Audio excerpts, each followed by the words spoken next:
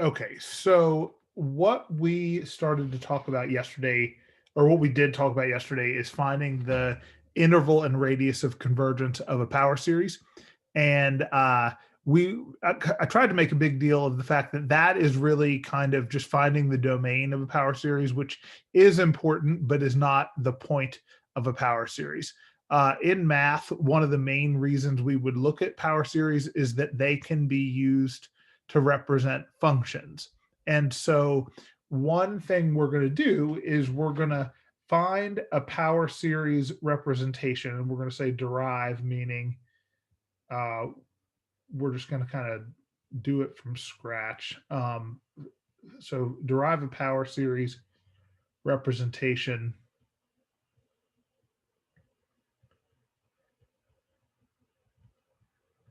of this function. And then we're also going to find its interval and radius of convergence. But the point is going to be to find a power series that represents a function. And so if you watch the videos from the other day, we kind of made a big deal of the fact that, okay, you can't evaluate trig functions and you can't evaluate e squared, or you can't evaluate inverse tangent of something uh, using normal pre-calculus methods. It turns out that you can use a power series to approximate those. And so that's what we're going to be working on, is finding a power series that's equal to a given function. And so the directions are going to say this. All right, so derive a power series representation for the function f of x and find its interval and radius of convergence. And so the first problem we're going to do is f of x equals, we're going to do 3x, or, well, you know what, we'll just do 3 over 1 minus x to the fourth power right now. And um, there are two main methods we're going to use, maybe three, depending on how we describe them, but two main methods we're going to use to come up with power series for a given function. And the first one, and the one we're going to learn today, is using a geometric series representation for a function. So we know from before that the sum k equals 0 to infinity of ar to the k is equal to a over 1 minus r, from what we studied when we did power series or geometric series. And so we know this is true, and that this is true if the series converges, and it converges if the absolute value of r is less than 1. And so we're typically going to use this to find a power series for a function if the function we're trying to find the series for looks generally like a over 1 minus r. And so this function looks generally like a over 1 minus r. In fact, it's exactly in that form. And so we're going to use this in order to do it. And so when I say it's exactly in this form, I mean, okay, we've got a on top, we've got 1 minus something that can stand for r, or something that there instead of r there. So like if I do that, what is a in this problem, do you think? If we're saying, okay, this is in the form a over 1 minus r, well then, okay, what's a? What do you guys think? 3. 3. So yeah, so this is in the form a over 1 minus r, where a is 3. And then what's r? So r is, what do you guys think? X to the fourth. Yeah, x to the fourth. And so because the bottom is 1 minus r, r is what is being subtracted from 1. So it does not include the minus. The minus is in the form, but r is x to the fourth. Now, most of them aren't exactly in this form, but this one is. And so a is just 3, r is x to the fourth. Okay, so we've got this side.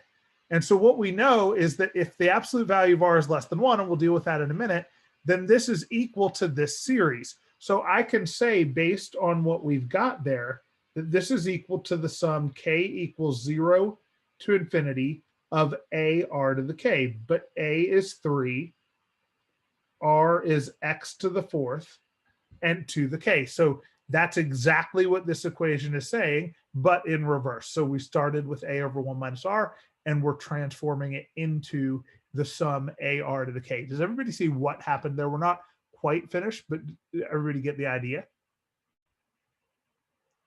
Okay, and so then what we do is we simplify that a little bit. So we want to put it in standard form for a power series, which is bk. So remember that standard form is bk, so some coefficient bk times x minus c to the k. And so that form is pretty general, but bk can be as complicated as you need it to be, but it can only involve k and constants. It cannot involve x. And then this c can be 0 or 1 or whatever, but it needs to be x to the first power within the parentheses here, and it needs to be x needs to have a coefficient of 1. And so we looked up yesterday at like, what if this was like 2x minus 1? We could factor a 2 out. And so you want to definitely do that stuff to these. We need to, because of what we're going to do tomorrow. And so this isn't quite in that form, but x to the fourth to the k is x to the 4k. And so we're going to rewrite it as x to the 4k power. And now, even though that form technically doesn't allow for a 4k up here, this is considered standard form for a power series. So this being more complicated is okay, but you do want x to have a coefficient of 1 within the exponent. So like the 3 is okay because that's part of bk, but you don't want this to be like 2x all to the k power. So this is the power series that we want for this function. So this is the main answer to the problem. That is the power series representation for f of x. Does that make sense to everybody? Any questions so far?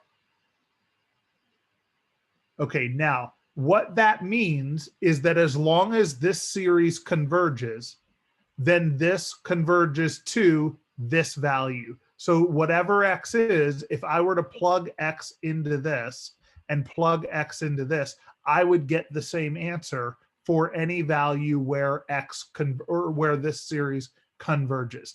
So the interval and radius convergence tells us what x values make this series converge. In other words, for what x values would this equation be true? So 3 over 1 minus x to the fourth is equal to this for whenever x,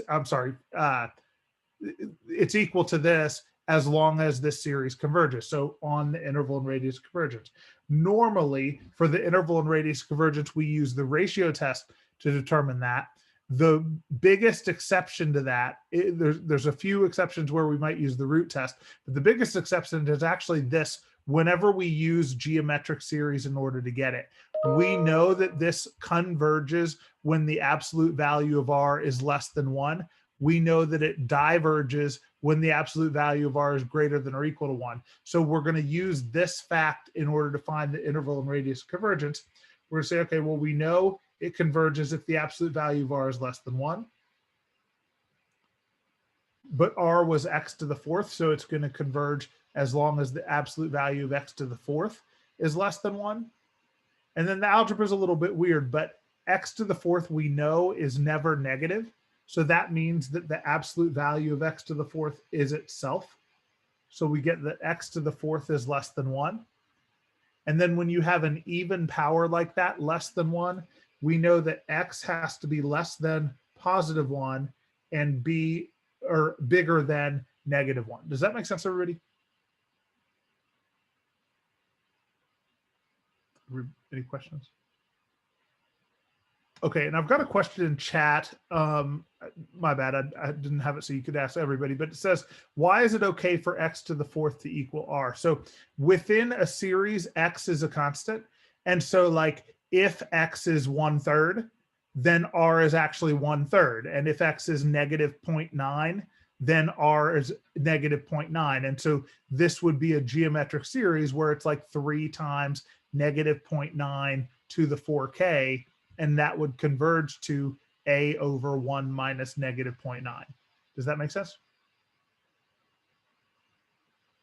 Or well, 1 minus negative. With that thinking, to the is fourth. it like every single time are you assuming that x is a constant and you'll approach the same Yeah, question? and so like for the series, x is a constant. For the function f of x, x is not a constant, x is a variable. But for any x within this interval, then this equation would be true. So if x is like I said, negative 0.9, then what this is telling you is that the series k equals 0 to infinity of 3 times negative 0.9 to the 4k is equal to 3 over 1 minus negative 0.9 to the 4th power. Those two are exactly the same thing. Does that make sense? Yeah, that makes a bit more sense. Okay. Yeah, I know it's weird, and we're going to do an example where we approximate on a calculator in a minute to show exactly what we're saying here, but I want to get this process down with 1 or 2 more examples first. All right, but the idea is this would be true for any x within this interval of convergence. All right. Other questions so far? Okay, so the power series representation is this. The interval of convergence is negative 1 to 1. And on these, we know that it diverges at the endpoints. So yesterday we tested the endpoints because the ratio test is inconclusive. When you get 1, geometric series diverge for sure when r is 1 or when r is negative 1. And so then that means that it diverges for sure at the endpoint. So you do not need to test them when we're using this thing I've got in green here, the geometric series part. The radius of convergence is the distance from the center to the endpoint or either endpoint of the interval. What is the center of the series that we've got here that we ended up doing?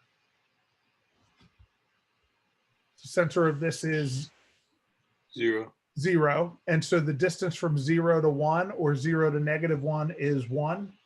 And so the radius of convergence is 1. So these are, again, kind of a sidestep. It's not that it's not important. It is important, but it's not as important as this. This is the main thing. This is the power series. And then this is when the power series is actually valid. Like I said, it's definitely important, but the main answer is getting the power series. All right, any questions, any other questions to hear so far? Okay, so I want to do another example or two, same directions right now, and then eventually we're going to eliminate the interval of convergence, so we'll talk about why in a minute. But or actually we may get to those tomorrow. But number 2, let's say is f of x equals 5x squared. Let's make it 6x squared over 2 minus 8x to the 3rd. All right. So again, we're going to use the a over 1 minus r thing when the function generally resembles that. If we're able to get it into that form, we're going to use that. So this is close to a over 1 minus r, but it's not quite as close as it was in the last problem. So remember that a over 1 minus r is equal to the sum k equals 0 to infinity a r to the k. That's what we said earlier, and that's what we proved a while ago. But okay, so what is actually the biggest difference between problem 2 and the form a over 1 minus r? There's really one main difference. It's 2 minus, not 1 minus. Yeah, it's 2 minus, not 1 minus. So a can be pretty much as complicated as you want. R can be pretty much as complicated as you want, but this has to be 1 and this has to be minus. So we need to do some manipulation to make this a 1 rather than a 2. So what we're going to do is we're going to factor the 2 out.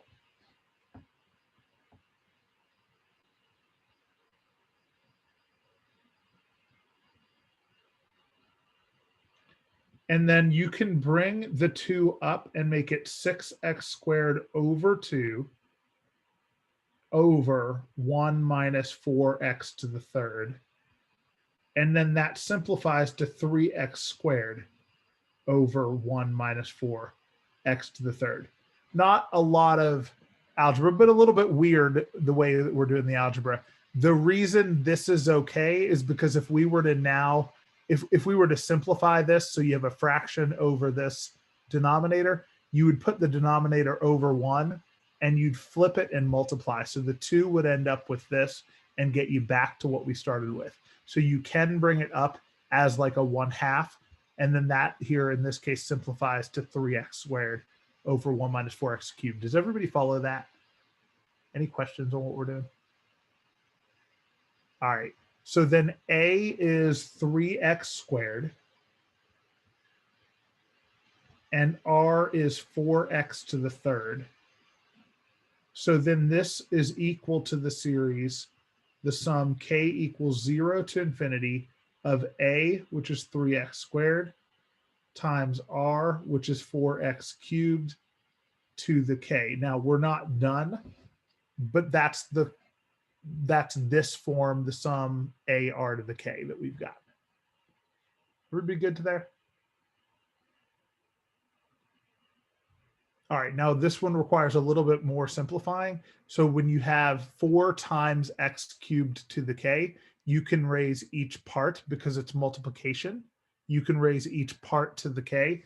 So you can rewrite this as the sum k equals 0 to infinity, 3x squared times 4 to the k times x to the 3k. And again, we're still not done, but does everybody follow that? And now we want all of the x stuff at the end. So if I have x squared times x to the 3k, to combine those, we add exponents. So you get 3 times 4 to the k times x to the 3k plus 2. And so this is the power series representation of that function. Does that make sense to everybody? Any questions so far? Okay, so that's the main part of the problem. We also need to find the interval and radius of convergence. If we're using a over 1 minus r to do that, we do the interval and radius of convergence by saying, okay, the absolute value of r is less than 1, rather than doing the ratio test. So absolute value of r less than 1 means that the absolute value of 4x to the third is less than 1. And now the algebra, when you have an odd exponent, is slightly different from the algebra that when you have an even exponent, although the answer ends up looking about the same. So let's go back up and look at what we did up here. So when we had an even exponent, we knew that x to the fourth is always positive or 0. So you can drop the absolute value. We know that because it's fourth power. So, 4 negatives is a positive. And so you always get a positive for this or 0. When you have x cubed, that's not true. So if you have 3 negatives, that's a negative. And so here we don't know whether this is positive or negative.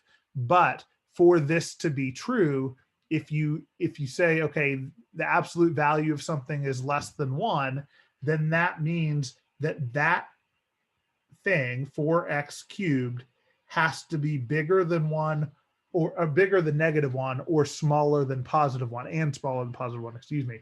So it has to be bigger than -1 and smaller than +1 in order for the absolute value to be less than 1. So you do a slightly different step than you did on the last problem, but now we do pretty much the same thing we did before. Here we do need to divide by 4 first. And then we're going to take the cube root of each part.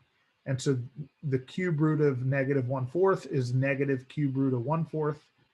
That's less than x, and that's less than the cube root of positive 1/4. That means the interval of convergence is negative cube root of 1/4 to positive cube root of 1/4. The endpoints are not included, and the radius of convergence, the center here is 0. And so the distance from the center to either endpoint is the cube root of 1/4. And so this is also part of what we were asked. So the original direction said find a power series representation, also find its interval and radius of convergence. and that's what those are. Okay, the question is, how is it different in chat? So somebody said, how is it different? So if you have the absolute value of x squared is less than 9, and let's say I have the absolute value of x cubed is less than 64 or something like that. Or actually, we can make them both 64. So it's clear we're doing basically the same thing. Like I said, the answer ends up being pretty much the same, but the internals of the steps are a little bit different. So at x squared, we know is never negative. So what you do is you drop the absolute value, and x squared has to be less than 64. And then that means that x is between -8 and 8, because anything smaller than -8, like -9 squared, would be 81. And so that'd be too big. And so the rationale is slightly different. Here, we don't know that this is positive, so you don't drop the absolute value. But what you do is you say that x cubed is between -64 and +64. And then you take the cube root. And so it's a very subtle difference, because the answer ends up being basically the same thing. But here you drop the absolute value and then put it between two things. Here, the absolute value is what's causing it to be two things. Like I said, it's a real subtle difference. You end up doing pretty much the same thing. But does that answer the question in chat? Okay. Other questions so far? How come you don't have to test the points in this case either? Because, good question. So the reason we tested the endpoints yesterday is because those are what, though at those values, the ratio test would give you a limit of 1. And so the ratio test is inconclusive when the limit is 1. What we're using today is not the ratio test. We're using the geometric series stuff. And what we know on our geometric series is that it converges when the absolute value of r is less than 1. We know that it diverges greater than or equal to 1. So if r is 1 or if r is -1, we already know that it diverges at those endpoints, because we're using geometric rather than the ratio test. Does that make sense? Yeah, thank you. Yeah, no problem. Other questions so far? Okay. All right, so I want to do one more example, and then I want to kind of talk about what we're figuring out here. So just so you guys are keeping track, the stuff I'm writing in blue is the work that we're actually using as part of this problem. The green is kind of the property behind this, but we would not need to write it. And then this red was just an explanation of how this is different over here. What's in black is the original problem. All right, so let's do one more example. And I'm actually going to let you guys try this one for a minute. So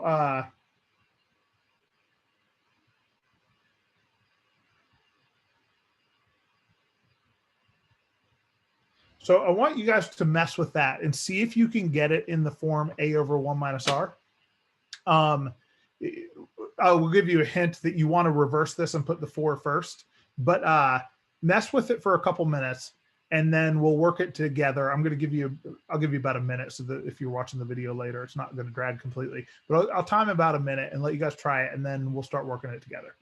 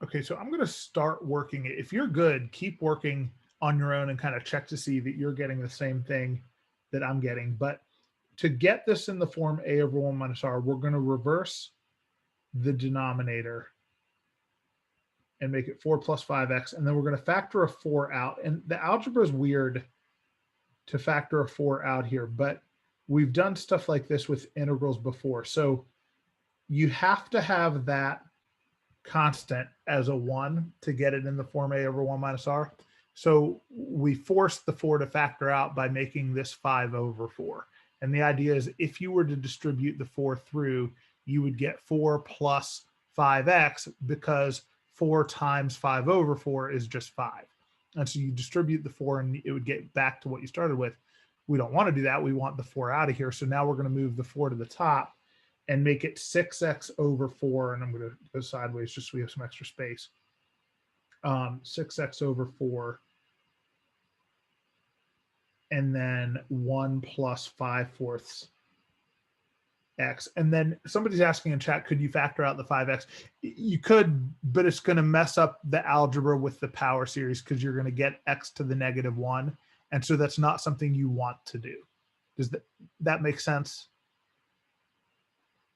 Because you're going to get like 4 over x here, and you don't want to deal with that within a power series. In fact, it's probably not a power series anymore, although we'd have to mess with it and see. But you want to avoid that if you can.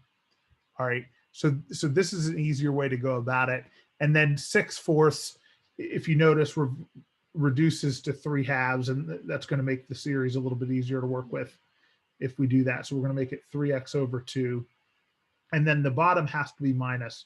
So we're going to rewrite it as 1 minus -5/4 x. So again, the form a over 1 minus r, a can be pretty complicated, r can be pretty complicated, but you have to have 1 on the bottom and you have to have minus. So even if it's a plus, then you would want 1 minus -5/4. So, and then there's a question in chat, why don't you factor out a -4? And that's actually sometimes what you would want to do. The problem if you factor a -4 out, though, is that this 1 would be a -1. And so you need this to be a +1. Does that make sense, Nick, in chat? Yeah. Okay, just making sure. But sometimes you would want to do that. So like if this was a -4, you would want to factor out a -4 instead. Here you don't, because you need this to be a +1. All right, and so once you're here, now a is 3x over 2. And r is -5/4 x. And so we get the sum k equals 0 to infinity of 3x over 2 times -5 over 4x, 5/4 x to the k. The x is either in the top of that or outside of the fraction, not in the bottom. And now you raise everything in here to the k.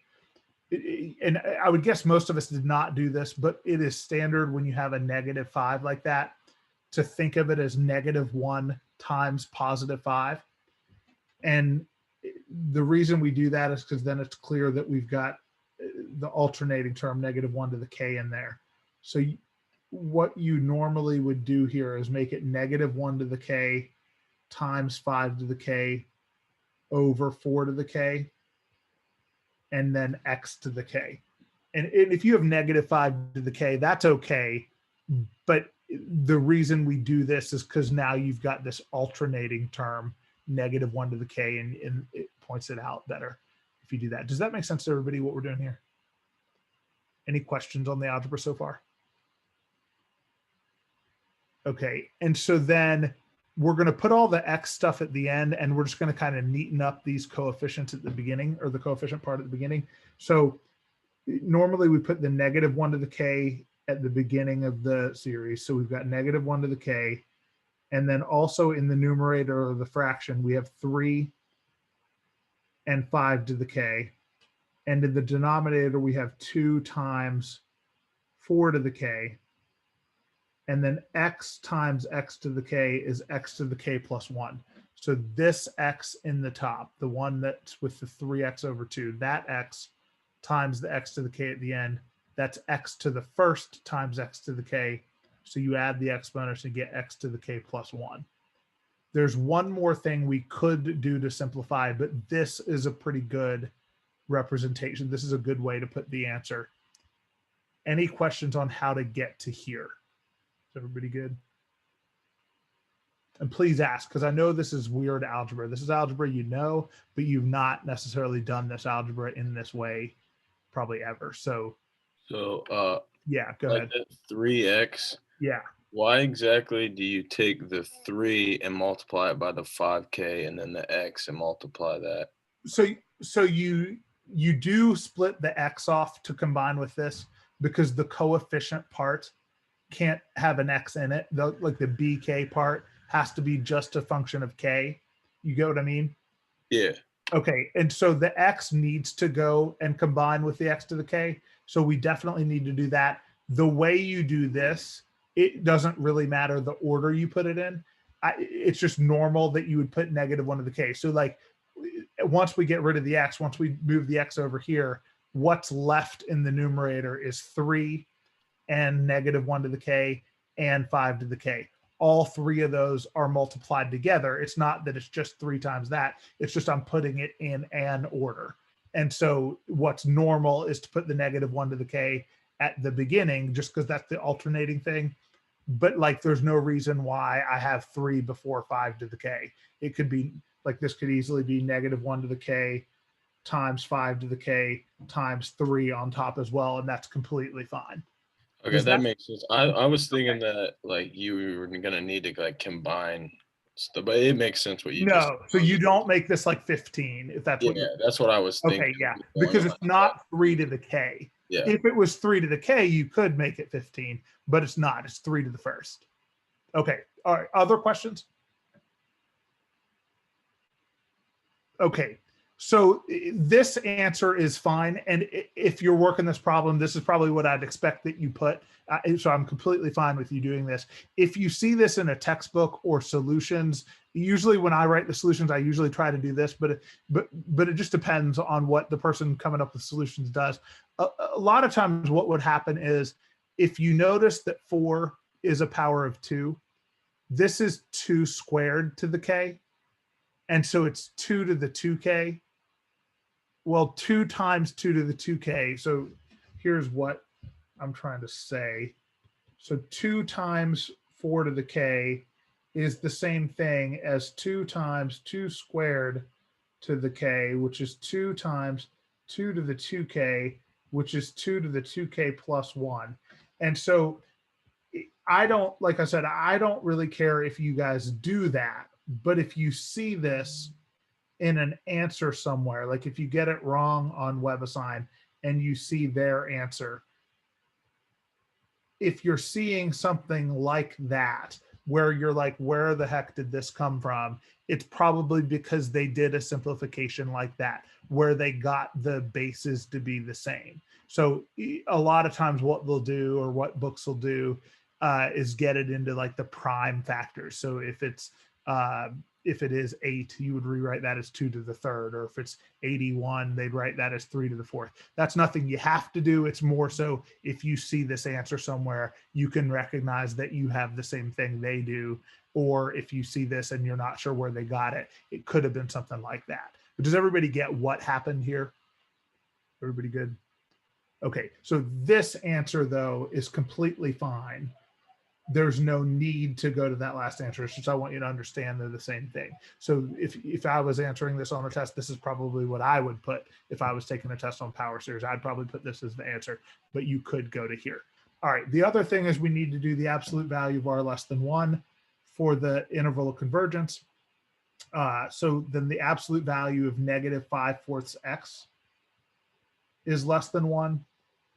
X is to the first power, so you cannot get rid of the absolute value directly, but what's inside the absolute value has to be between 1 and -1. So what we do is we do it like the x cubed example up above.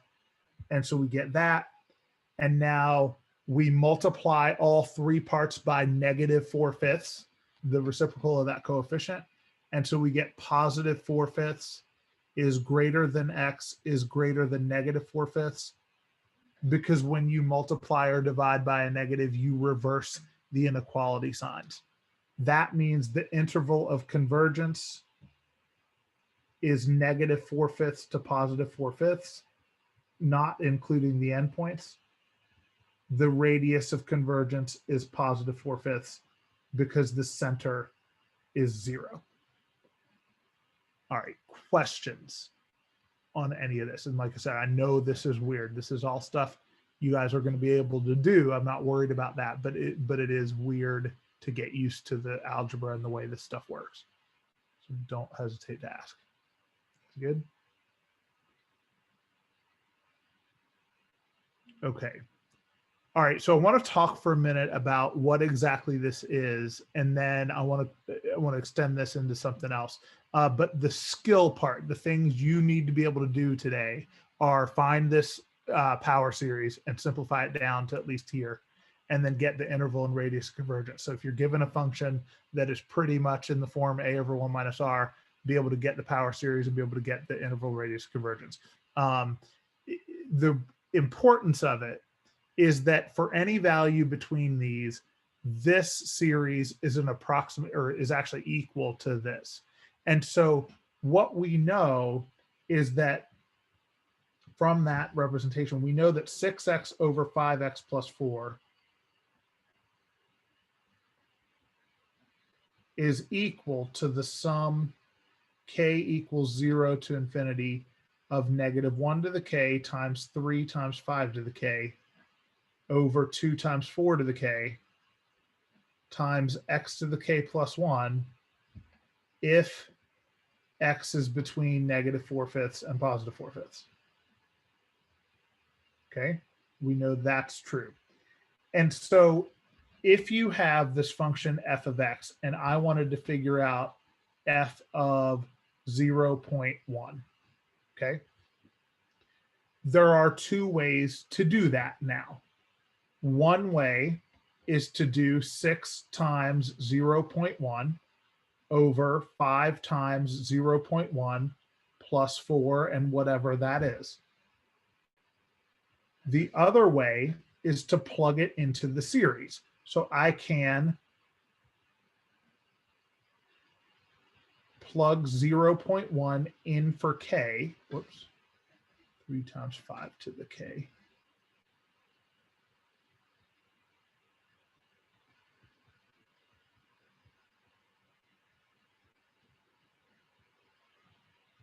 But I plug it in for x.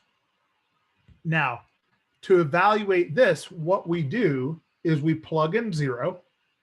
Well, if you plug in 0, you get what? 1 here, -1 to the 0 is 1, times 3, times 5 to the 0 is 1, over 2, times 0.1 to the first, because 0 plus 1 here.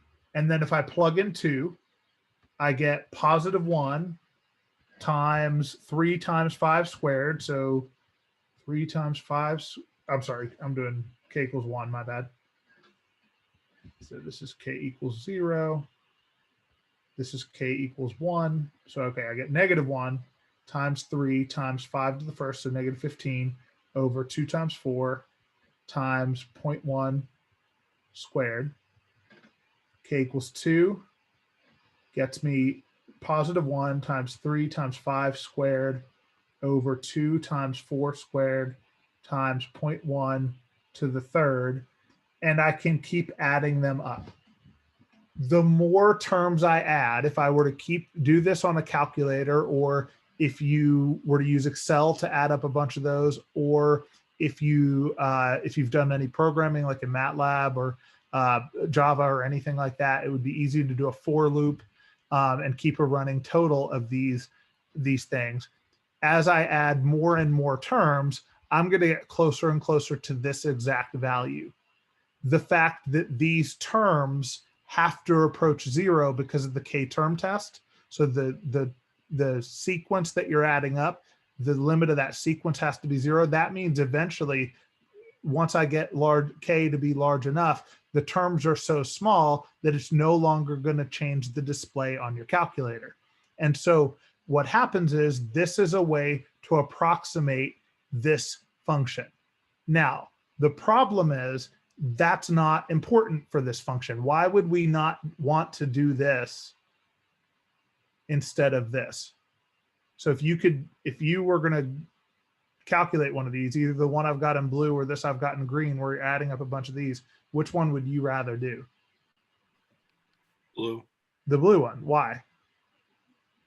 It's easier. It's easy. Yeah, this is not hard. This is not one we need a series to approximate. You can do 6 times 0.1 over 5 times 0.1 plus 4. So we don't actually care about this one for approximation purposes. There's some other reasons why we might later, but for approximation purposes, we don't care about this. What we might care about, though, is sine or cosine or inverse tangent, where we're not able to do the function over here. So if I'm doing like the inverse tangent of 0.1, that's something no one knows how to do. We can't do that using trig. And so if we could get a series, the series, even though these look complicated, this part is a constant. So for any k, whatever this is, that's just a number.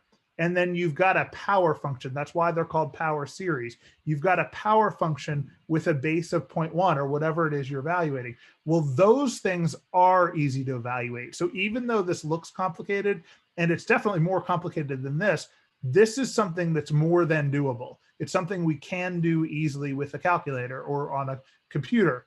And so this, if we could get one for inverse tangent or for inverse sine, or for sine or cosine or natural log or all these transcendental functions where we don't know how to do it, then, okay, this would become really useful. And in fact, that is how we can program calculators and computers in order to approximate functions. We wouldn't want to for this, but we would for inverse tangent. We would for sine or cosine.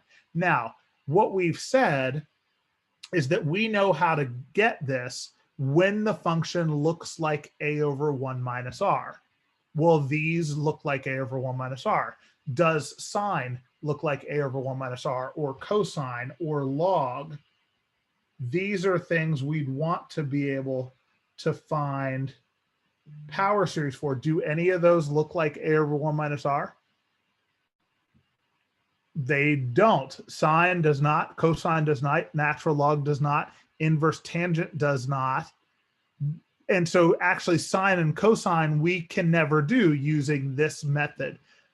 But inverse tangents, something about inverse tangent is a lot like a over 1 minus r. What? Is it its derivative? Its derivative is a lot like a over 1 minus r. The derivative of inverse tangent is 1 over 1 plus x squared. And so if we can figure out, okay, this, everybody after today, once you practice this, you can get a series for this for sure. Does everybody see that?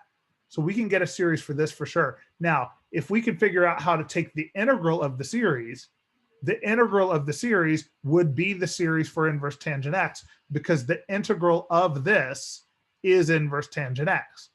And then log is 1 over x, and there might be a way to adjust that. We'll end up doing it a different way, but you could modify this a little bit to kind of force addition or subtraction in there. That's a little bit harder, but it's not impossible. And so you could do log this way as well, where you would do the integral of the series. So the next thing, the thing we're going to do in tomorrow's lecture is learn how to take the derivative or integral of a series like this. And that sounds miserable, but it turns out it's actually really easy. It looks hard. And what we're doing, there's a lot of symbols. But like if you go look at this, if somebody looks at this for more than 10 seconds, even people who are good at math, you tend to like just glaze over. This looks really hard. But if you analyze what's going on in each of those steps, there's a lot going on, but none of it's that hard. It's just weird ways to apply algebra you've already learned. And so this is something you definitely want to practice. So what I'd like you guys to do, so you have now 2 assignments on WebAssign that are due Monday. So you have Power Series 1 that is from yesterday, and then Power Series 2 that just showed up right before class. There's only 4 or 5 problems, I forget. There's 4 or 5 problems on there. It's not technically due until Monday. Man, that's not legible, but that's supposed to say Monday. So due Monday at 11:59 p.m. I would recommend that you do it before tomorrow's lecture. So we're going to do power series like what we did today, and then we're going to take the integral of it so we can get inverse tangent, or so we could get log if we wanted to do that. And so that's actually real important to be able to do, because those series are useful. And so we're going to talk about derivatives and integrals, but we've got to be real good at this process. And I think it's not terrible, but you definitely need to practice it. And so at least get some of the WebAssign done before tomorrow's lecture, or if you're watching this and you're not doing it live, before you watch the next video, definitely do some of Power Series 2. Try to do all of it, but do some of it before the next lecture, just so we're comfortable with this algebra. But that's it for today. I know we have more time, but to just jump into that doesn't help much until everybody's comfortable with this. So take some time with the homework before tomorrow's lecture, and I hope I'll see you then. But if not, watch it on video before next week. As of right now, there's only 2 assignments due Monday. I think we're going to stick with that, but let me work with the schedule, and we'll deal with that. And I know the test is not showing up, but that is actually going to happen this afternoon. So you guys will be able to see the test by tonight on WebAssign. Are you able to see the test on CrowdMark yet? I thought you could, but I'm not sure. I was just looking at that and I don't think so. Okay, then I will have CrowdMark email you your results, and I will have WebAssign open by this afternoon. All right, sorry guys, I have nothing to blame except myself. I've just been busy and have not kept up with that. So I will get that released by tonight. All right. All right. Thanks, you guys. If you have last minute questions, stick around. If not, I will see you guys tomorrow. Thanks.